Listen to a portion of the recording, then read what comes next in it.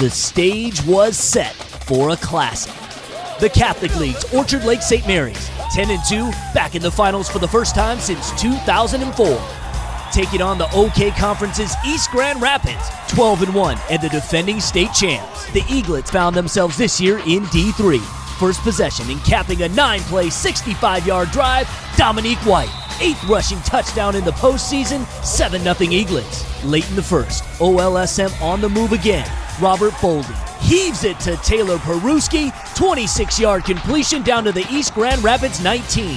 The Eaglets totaled 142 yards on 18 plays in the first quarter. Same drive, now in the second. St. Mary's going for it on 4th down on the 1-foot line. Senior back Donald Coleman stuffed, Pioneers take over. The Pioneers have won 4 state titles in the last 6 years. Just 39 seconds left in the half, Glendening finally breaks one. 68 yards to the house. 34th TD on the year, knotted at 7, momentum all of a sudden wearing a blue jersey. But the jury was still out on who would finish the Iron Men. Third quarter, and it's Glendening again. 8-play, 55-yard drive on the ground. The Pioneer Junior over 2,000 yards rushing on the season. EGR up 7. But the 5'9", 183-pound White also had a banner year. 151 yards last week, 158 this week. Still in the third, and St. Mary's was back in business. 2 plays later, junior Sam Fioroni dragging the D into the end zone. We were locked at 14.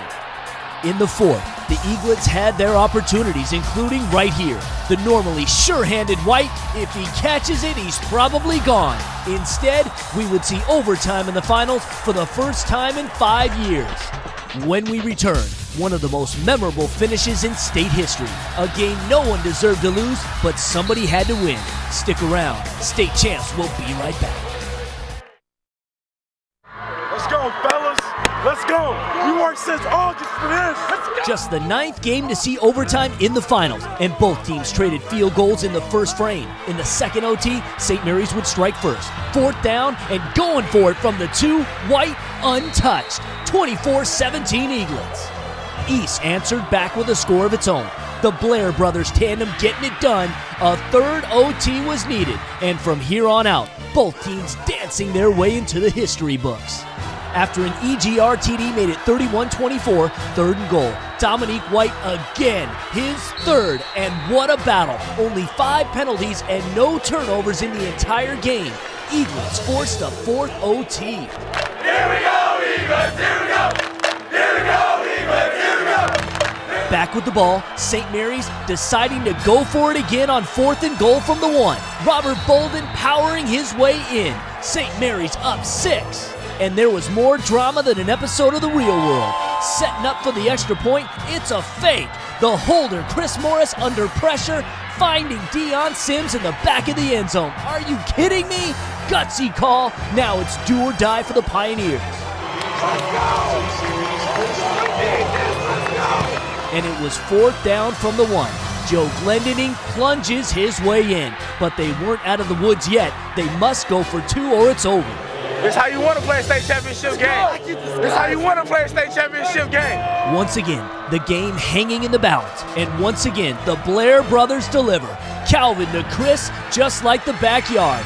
39-39 the score, and we were wading in uncharted waters. In 32 years, no playoff game had ever gone beyond 4 overtimes. In the 5th OT, East with the rock, and you know it's going to go to the bull. 3rd down, Glendening, money. His 4th rushing touchdown, that tied a state finals record. Since August, let's do this. Let's go. We ain't come this far. We did not come this far to lose. And as the clock struck 11 p.m., the Eaglets desperately trying to force another extra session. It was 4th down.